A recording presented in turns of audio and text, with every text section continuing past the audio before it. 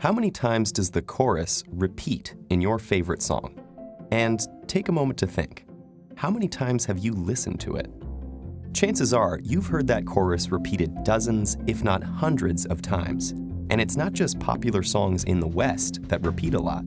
Repetition is a feature that music from cultures around the world tends to share. So why does music rely so heavily on repetition? One part of the answer comes from what psychologists call the mere exposure effect.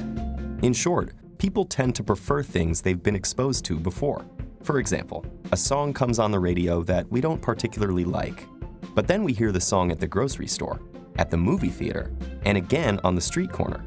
Soon, we are tapping to the beat, singing the words, even downloading the track.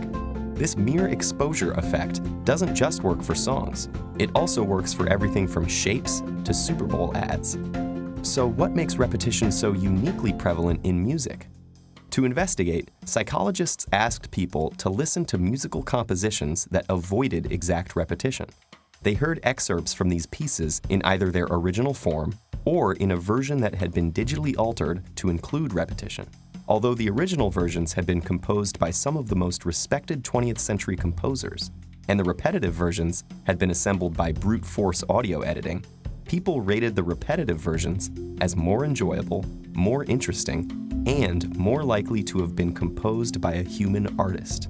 Musical repetition is deeply compelling. Think about the Muppets classic, Mana Mana. If you've heard it before, it's almost impossible after I sing Mana Mana not to respond, doo doo doo doo doo. Repetition connects each bit of music irresistibly to the next bit of music that follows it. So when you hear a few notes, you're already imagining what's coming next. Your mind is unconsciously singing along, and without noticing, you might start humming out loud. Recent studies have shown that when people hear a segment of music repeated, they are more likely to move or tap along to it.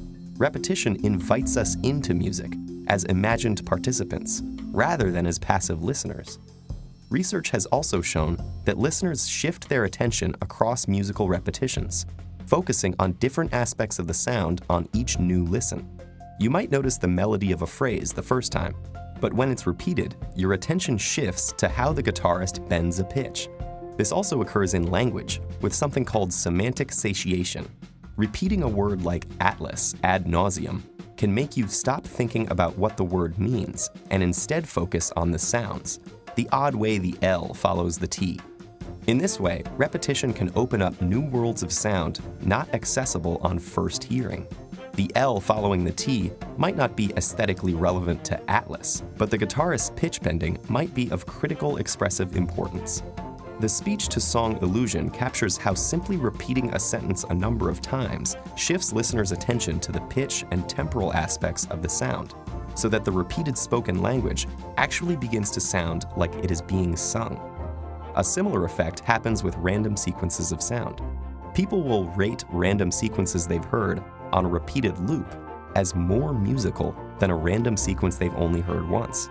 Repetition gives rise to a kind of orientation to sound that we think of as distinctively musical, where we're listening along with the sound, engaging imaginatively with the note about to happen. This mode of listening ties in with our susceptibility to musical earworms, where segments of music burrow into our head and play again and again as if stuck on repeat. Critics are often embarrassed by music's repetitiveness, finding it childish or regressive. But repetition, far from an embarrassment, is actually a key feature that gives rise to the kind of experience we think about as musical.